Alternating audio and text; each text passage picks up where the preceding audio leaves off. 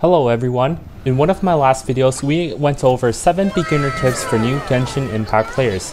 This time, we'll go over some novice and advanced Genshin Impact tips. If you're new to the channel, in addition to making Genshin guides like these ones, I also create Genshin cinematic and funny edits, so feel free to check out those videos in my channel. So with that said, let's jump right into it.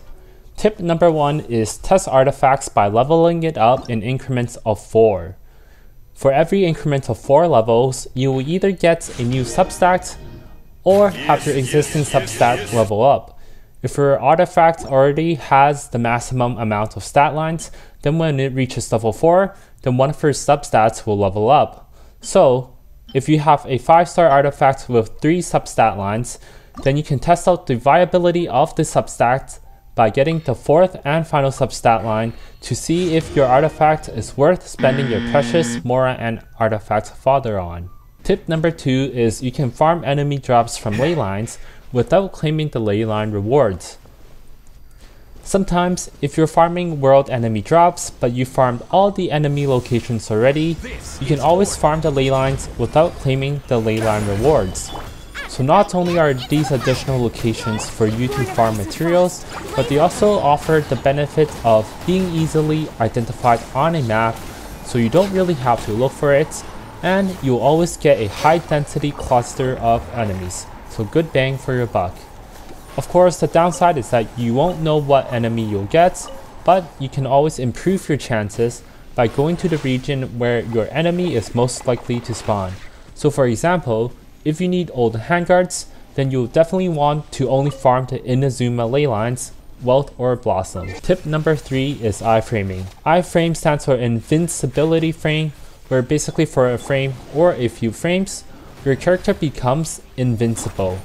So things like dashing when the enemy attacks is considered iframing, and that's relatively good for small enemy attacks.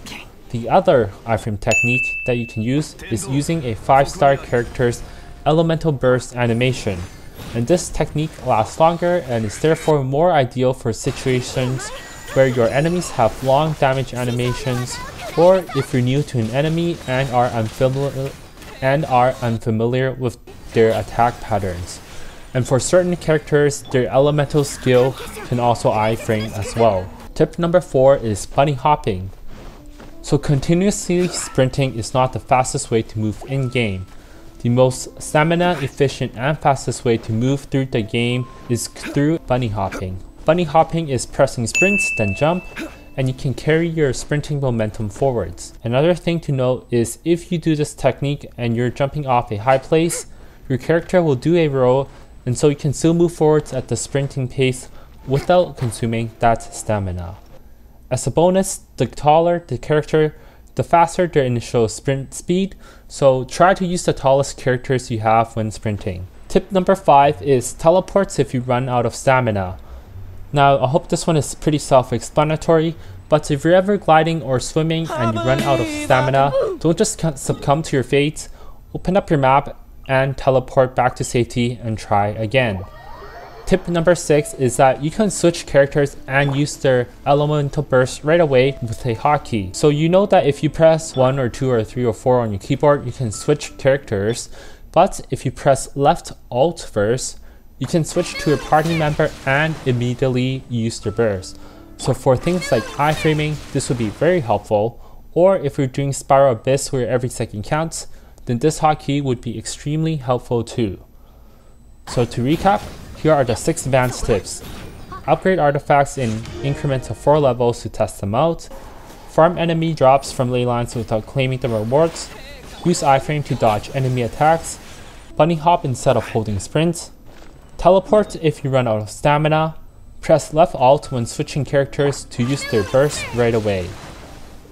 Alright guys, thank you so much for watching. If you're new to this channel, I make more guides just like this one, and also other creative Genshin edits as well.